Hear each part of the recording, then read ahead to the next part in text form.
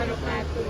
Halo teman-teman semua, jadi kami akan membahas sebuah topik yaitu tentang pengaruh politis kelembagaan terhadap pertumbuhan ekonomi.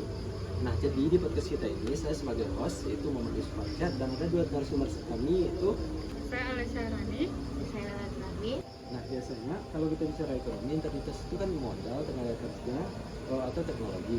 Tapi kenapa sekarang itu ada kita membahas kelembagaan di dalam ini gitu. Menurut narasumber pertama, upaya Menurut aku, karena dalam praktiknya ekonomi tidak berjalan di ruang kosong. Semua aktivitas ekonomi diatur oleh aturan, hukum, dan kebijakan pemerintah. Misalnya kan kalau kita misalnya membuka usaha kan butuh izin.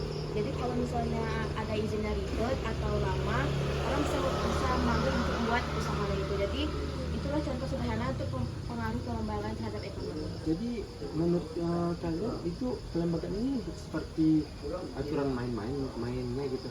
Betul, karena kalau aturan mainnya jelas dan adil, permainan ekonomi bisa berjalan dengan baik. Nah, jadi kalau kita bicara tentang politis kelembagaan, apa aja sih yang ada di dalamnya itu? Banyak sih, misalnya dari kualitas demokrasi, efektivitas pemerintah, penegakan hukum, stabilitas politik, dan sampai pengendalian korupsi. Aspek itu saling berkaitan sih. Demokrasinya yang baik misalnya bisa meningkatkan akuntabilitas pemerintah sehingga kebijakan ekonomi lebih berpihak pada kepentingan masyarakat. Berarti menurut kalian kelembagaan ini bukan cuma urusan politik aja? Ya, dampaknya justru sangat besar di ekonomi. Oh iya, tadi kan narasumber satu kedua kan sempat menyinggung tentang investasi itu gitu. Bisa jelaskan lebih lanjut gimana hubungan investasi itu? Nah, investor sangat mempertimbangkan kepastian hukum. Mereka mau tahu apakah aturan pajak jelas, kontrak dihormati, dan sengketa bisa diselesaikan secara adil. Kalau kuliah kualitas kelembagaan rendah, risiko usahanya tinggi, akibatnya investor enggan masuk dan pertumbuhan ekonomi pun jadi terhambat. Jadi bisa dibilang kelembagaan ini sebagai fondasi gitu sebelum bicara tentang pertumbuhan itu. Ya, betul banget. Jadi kalau melihat kondisi Indonesia saat ini, bagaimana kualitas kelembagaan ini menurut kalian? Indonesia ini sudah banyak mengalami kemajuan karena sejak reformasi demokrasi kita semakin terbuka dan kompetensi publik meningkat. Tapi di sisi lain, masih ada tantangan seperti birokrasi yang panjang, regulasi yang tumpang tindih, dan penegakan hukum yang belum konsisten. Apakah ini nggak berdampak ke ekonomi daerah? Ya, karena setiap daerah punya kualitas kelembagaan yang berbeda-beda dan itu mempengaruhi kinerja ekonominya. Kalau kita melihat data empiris yang sudah dibikin paper, apakah yang sudah ada ditunjukkan? Data menunjukkan bahwa daerah dengan kualitas demokrasi yang lebih baik cenderung memiliki pertumbuhan ekonomi yang lebih tinggi. Ini menandakan bahwa kualitas kelembagaan benar-benar berpengaruh secara nyata, bukan hanya teori. Oh, berarti semakin baik tata kelola pemerintahan, semakin besar juga peluang pertumbuhan ekonomi gitu. Iya, itu yang ditunjukkan oleh hasil dari kajian kita. Oh, berarti kalau selain kelembagaan, pendidikan juga sering dianggap faktor penting.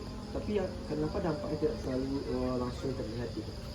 Karena pendidikan adalah investasi jangka panjang, maka dampaknya baru terasa ketika tenaga kerja yang terdidik masuk ke dunia kerja dan meningkatkan produktivitasnya. Selain itu juga lama sekolah belum tentu mencerminkan kualitas pendidikan. Jadi wajar aja kalau misalkan pengaruhnya belum signifikan dalam jangka pendek. Jadi bukan berarti pendidikan itu tidak penting. Bukan, justru sangat penting, hanya saja masih membutuhkan waktu. Nah, dari pembahasan ini yang dari kita awal kita tadi, menurut kalian apa implikasi kebijakan yang bisa diambil dari materi kita?